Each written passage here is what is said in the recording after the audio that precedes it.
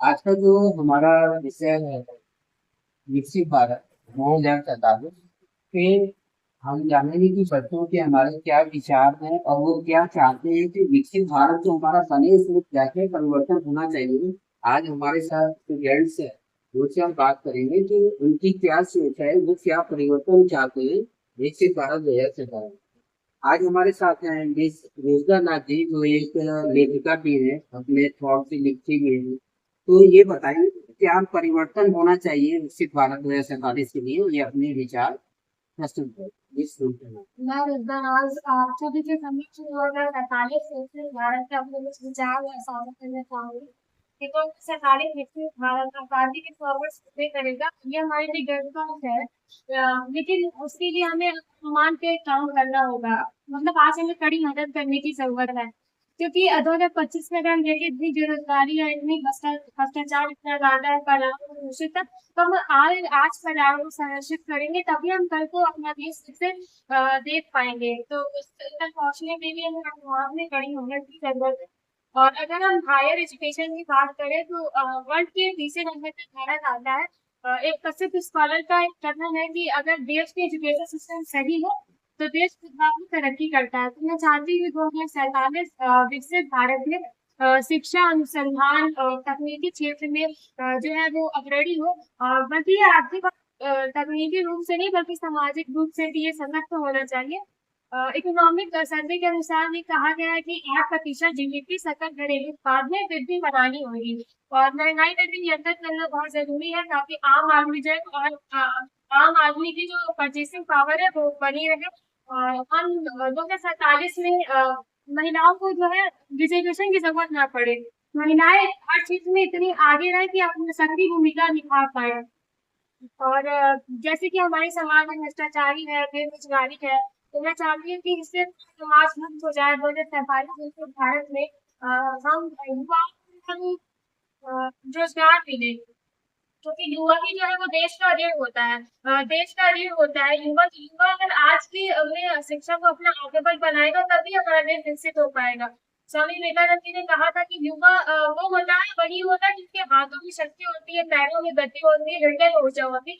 और इसी ऊर्जा के साथ अगर हम 2047 विकसित भारत पे काम करेंगे और इस लक्ष्य तक पहुंचने के लिए बहुत कड़ी मेहनत की जरूरत है। एक बैग हमारा भारत जो है विकसित नहीं हो सकता, उसके लिए बहुत लगन और निष्ठा, ईमानदारी के साथ काम करना होगा। और 2047 विकसित भारत तभी सार्थक होगा जब महिलाएं सोशल मीडिया पर सुरक्षित महसूस करेंगी, जब बेटियों को बेटी के समान समझा जाएगा, जब गरीब बालकों को बाल मजदूरी से आजादी मिलेगी और उनके हाथों में कॉपी किताबें होगी। हमारा देश तभी विकसित होगा जब ऊंच नीच का भेदभाव खत्म होगा, जब धर्म लड़ाइयों की देश धर्म की लड़ाइयों से मुक्त होगा और खुशहाल जीवन जी पाएगा। जब गरीबी घुसखोरी का नामोनिशान मिट जाएगा, उसी दिन देश विकसित होगा।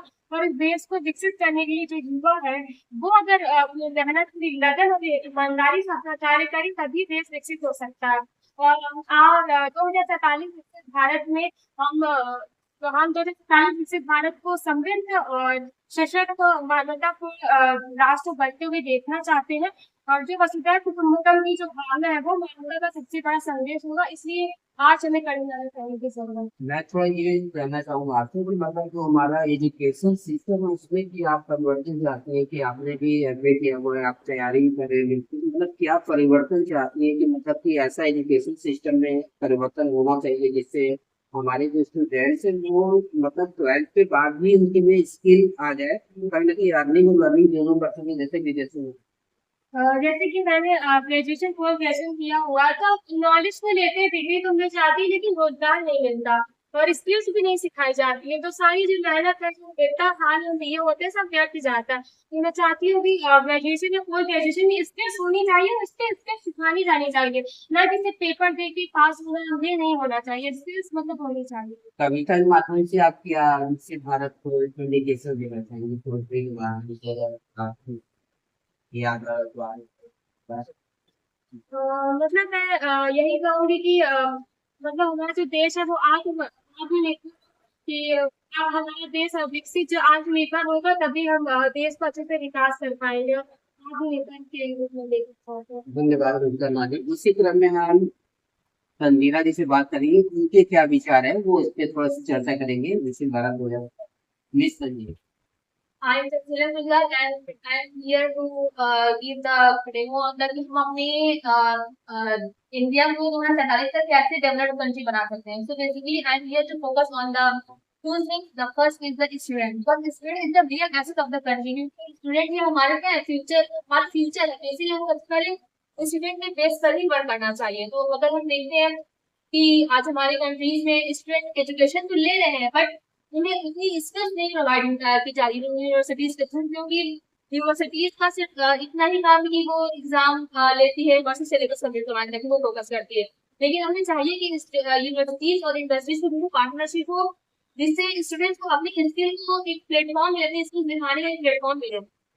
और इसके थ्रू गवर्नमेंट भी, मतलब मेरा यही अनुभव है कि वो जो अपनी एमएसएमईज और स्टार्टअप्स को बनाए नहीं है, उसको सिर्फ पेपर पर ही सीमित इसको इम्प्लीमेंट करे, तो पब्लिक इसको इम्प्लीमेंट करे और उस पर थोड़ा और वर्क करे कि मतलब हमारे जो यूथ है जिनके पास फंड्स नहीं है अपनी स्किल्स दिखाने का, वो उन्हें वो फंड मिल सके और उन्हें ट्रेनिंग मिल सके. और सिर्फ गवर्नमेंट के साथ में हमारी प्राइवेट सेक्टर की यही अनुरोध रहेगा कि वो अपने गवर्नमेंट के साथ मिलकर और प्राइवेट सेक्टर भी दोनों ही हमारे जिसपे डेवलपिंग प्रोग्राम पर वर्क करें, जिससे हमारे यूथ को अपनी स्किल दिखाने का एक प्लेटफॉर्म मिलेगा. साथ ही साथ हमारे जो रूरल एरियाज है उनको इतनी अपॉर्चुनिटीज नहीं मिल पाती है. तो मैं चाहूंगी कि अर्बन के साथ साथ रूरल एरियाज के स्टूडेंट्स को भी इक्वल फास्ट इंटरनेट और जॉब फेयर वगैरह स्कॉलरशिप ट्रेनिंग सब इक्वली था, जिससे हमारे इंडिया में जितने भी स्टूडेंट हो सबके ग्रोथ का सेम चांस हो, सेम लेवल पर हो.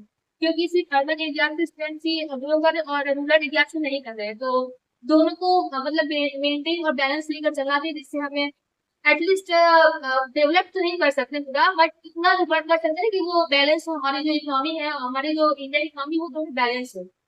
इसी क्रम में हम फरजाना जी से बात करेंगे कि वो भी अपने विचार बताएं कि मिशन 2043 से हमारा क्या परिवर्तन चाहते हैं, इस फरजाना। मैं फरजाना बानो एंड विकसित भारत 2047 के बारे में मेरा विचार है कि इसमें बच्चों को अच्छी फैसिलिटी होना चाहिए. हर कॉलेज और स्कूल में टेक्नोलॉजी का यूज होना चाहिए. बच्चों को पहले से ही गाइडेंस मिलना चाहिए कि आगे वो अपने करियर को अच्छे से चूज कर सके. हर गाँव और विलेज में भी अच्छे स्कूल कॉलेज प्रोवाइड होने चाहिए. गवर्नमेंट भी चाहिए कि एग्जाम अच्छे से कराए, इसी 6 मंथ का ही एग्जाम कराने चाहिए, ताकि वो 3 मंथ में सेमेस्टर एग्जाम हो जाते हैं, जिसमें बच्चों को बहुत दिक्कत होती है, सिलेबस कंप्लीट नहीं होते हैं. तो आएंगे. इसी क्रम में हम बात करेंगे गाड़ी बनवा।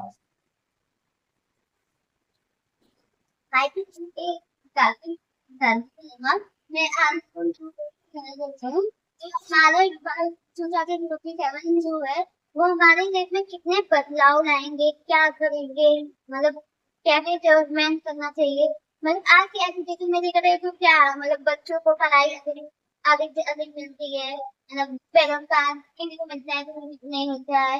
तो हम चाहेंगे कि हमारे सरकार से यही भी निवेदन है कि मतलब सरकार कुछ करे, अच्छे ढंग से करे, मतलब हर चीज में मतलब हर चीज में बच्चे आगे बढ़े, मतलब वो चीज करे बच्चे जो करना चाहते हैं, उनको भी एक मिल सके और डेवलपमेंट कर सके. मतलब क्या होता है अभी चलते में बच्चे मतलब पढ़ाई के साथ साथ एजुकेशन भी करते हैं, मतलब उनको एक मिल पाता है. तो मैं तो कहती हूँ इसी क्रम में वैशाली दूसरा से दुनिया साइंटिस्ट नहीं कर रहा। वैसे विकसित भारत में